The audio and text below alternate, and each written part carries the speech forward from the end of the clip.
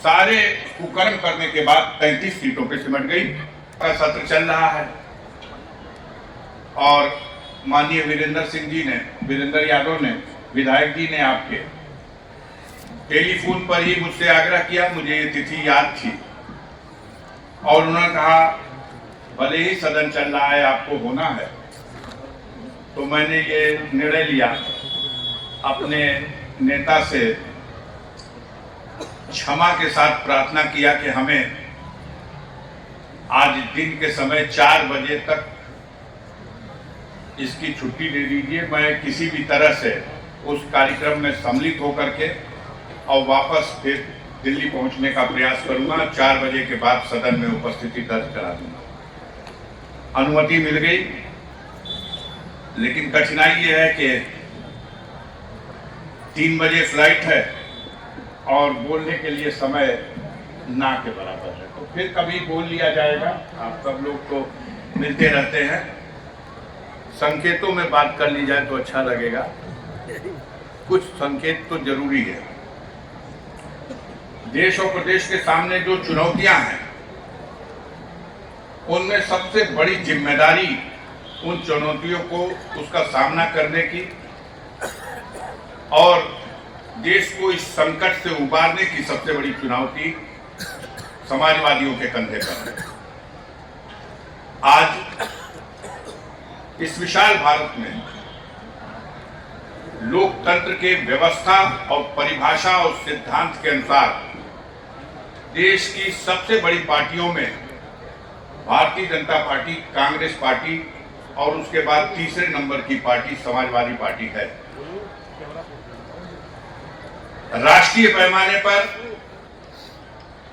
जब दिल्ली के parliament house में 37 समाजवादी पार्टी के मेंबर और राज्यसभा में, लोकसभा में 37, राज्यसभा में 4, ये 41 की संख्या बहुत बड़ी संख्या है। आपसे बड़ी विपक्ष में बैठने वाली मात्र एक ही पार्टी है, वो कांग्रेस पार्टी, जिसके पास 99 सदस्यों की संख्या है। तो वो सारे देश से चुन के आए हुए लोग हैं और आप सिर्फ उत्तर प्रदेश से अपना चमत्कार दिखाने वाले हैं।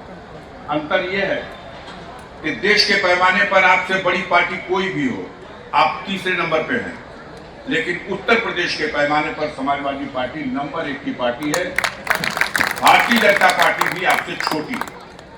पिछले लोकसभा के चुनाव में जो जन समर्थन मिला, उसमें भारतीय जनता पार्टी मात्र सारे कुकर्म करने के बाद 33 सीटों पे सिमट गई और जनता का समर्थन प्राप्त करके, जनविश्वास प्राप्त करके समाजवादियों ने 37 सीट पर सफलता हासिल की। यह बहुत बड़ी बात है। माननीय नेताजी मुलायम सिंह यादव जब जीवित थे और समाजवादी पार्टी अपने चरम उत्कर्ष पर थी, तब भी इतनी संख्या हम लोग कभी नहीं पहुंच सके थे। 2004 में सबसे बड़ी संख्या आई थी, तब भी नहीं आई। तब हम लोग उत्तर प्रदेश के बाहर भी निकल करके कर्नाटका से बंगारप्पा साहब को एक पार्लियामेंट की सीट जिताने में सफल हुए थे, तब भी हमारी संख्या 34 पहुंची थी। इस बार 37 आप अपने आप के ऊपर। अब देश की, प्रदेश की जनता को एक उम्मीद जगी है कि आने वाले दिनों में इस जुल्मी सरकार से अगर कोई इसको बदलने में अपना योगदान दे सकता है तो वो उत्तर प्रदेश की समाजवादी पार्टी। अगर उत्तर प्रदेश में कोई परिवर्तन करने में सफल हुई तो इस परिवर्तन का असर पूरे देश पर पड़ेगा। हमारे देश का सबसे महत्वपूर्ण और सबसे बड़ा सूबा, यहां 80 लोकसभा सीटें हैं और 403 विधानसभा की सीटें हैं। लोकसभा के चुनाव के परिणाम में जहां 37 सीटें आपको मिली थी और 33 सीटों पर भाजपा सिमट गई थी, उसी चुनाव परिणाम की गहराई से जब जांच कीजिएगा, विधानसभा के अंदर उसका पैमाना देखिएगा। लोकसभा के पैमाने पर 37 और 33 का था अनुपात, लेकिन विधानसभा के पैमाने पर उसी 2024 के चुनाव में मात्र 159 सीटों पर भारतीय जनता पार्टी सफल होने में कामयाब हुई थी। बाकी आप उसके मुकाबले 250 सीटों पर लीड लेने में कामयाब हुए थे। तो जो आपका पिछला स्कोर है उस स्कोर को भी अगर हम आने वाले दिनों में जो चुनौती है अगर उसको उस स्कोर को भी पूरा करें तो उत्तर प्रदेश में समाजवादियों की सरकार एक प्रचंड बहुमत के साथ बनेगी। इस उम्मीद के साथ आपके साथियों को अपनी श्रद्धांजलि स्वर्गीय कैलाश नाथ सिंह यादव इनकी पुण्यतिथि के अवसर पर हम सबको इस संकल्प के साथ कि अपने कर्तव्य का हमको पालन करना है। हमारे नेता ने एक नारा दिया है, एक सूत्र दिया है, वो नेता और वो जिसने नींद हराम कर दी है सत्ताधारी दलों की, और वो सूत्र जो है अगर उस सूत्र को हम मान ले, उस सूत्र के अनुसार हम काम शुरू कर दें तो दुनिया की कोई ताकत आपको मंजिल से पहुंचने से रोक नहीं सकती। और वो सूत्र है पीडीए को मजबूत करने का सूत्र। पीडीए को मजबूत करने के लिए समाज में कमजोर वर्ग को साथ लेके चलना है। समाजवादियों का सिद्धांत है, माननीय मुलायम सिंह यादव कहते थे कि समाज के अंतिम पंक्ति के खड़े हुए व्यक्ति के चेहरे पर जब मुस्कान आएगी तब समाजवाद असली समाजवाद माना जाएगा। तो इस स्थिति में हमको समाज के दबे कुचले पिछड़े और गरीब तबके के उन लोगों को जो उपेक्षित हैं, जिनकी कहीं फरियाद सुनी नहीं जा रही, और इस जुल्मी शासन में सबसे ज्यादा अत्याचार उनके साथ हो रहा है, तो समाजवादियों का ये कर्तव्य है। माननीय अखिलेश यादव जी का ये नारा है कि हम समाज के उन्हीं गरीब तबके के लोगों को, उन्हीं दलित भाइयों को, पिछड़ों को, अति पिछड़ों को, अल्पसंख्यक समाज के लोगों को, उस अल्पसंख्यक समाज में हमारे मुसलमान भाई भी हैं, हमारे ईसाई भाई भी हैं, हमारे सिख भाई भी हैं, हमारे बौद्धिस्ट बुद्ध धर्म को मानने वाले लोग हैं, इन सबको अपने साथ समेट के लेके चलना है। और जब इन सबको समेट के आप ले चलेंगे तो आगे आने वाले दिनों में अब दुनिया से, संसार से तो आदरणीय कैलाश नाथ सिंह यादव ने अपने कम समय के व्यवस्था में बहुत कुछ समाज में कमजोर की सहायता करने में अपना समय दिया।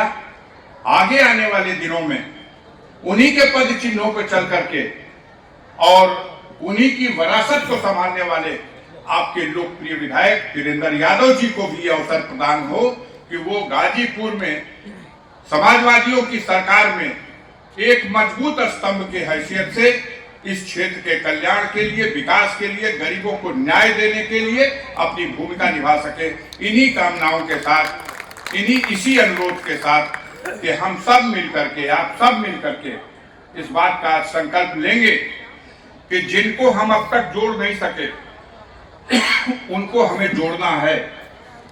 हमारा उत्साह अभी जितना है उससे भी अधिक हो, लेकिन हमारे उत्साह के साथ अगर हमारे साथ जुटने वालों की, उनके अंदर भी उत्साह आ जाए तो ये और अच्छी बात होगी और बहुत अच्छी बात होगी। ये समय ये आ गया कि अब अपनी जात के साथ साथ अपनी जमात को भी मजबूत करना है, और जब जमात मजबूत होगी तब इन धूर्त लोगों का, बेईमान लोगों का, इनका मुकाबला किया जा सकता है और इनको सत्ता से बेदखल करके जनता के हित में, जनता के कल्याण में काम करने वाली सरकार को पदस्थापित किया जा सकता है।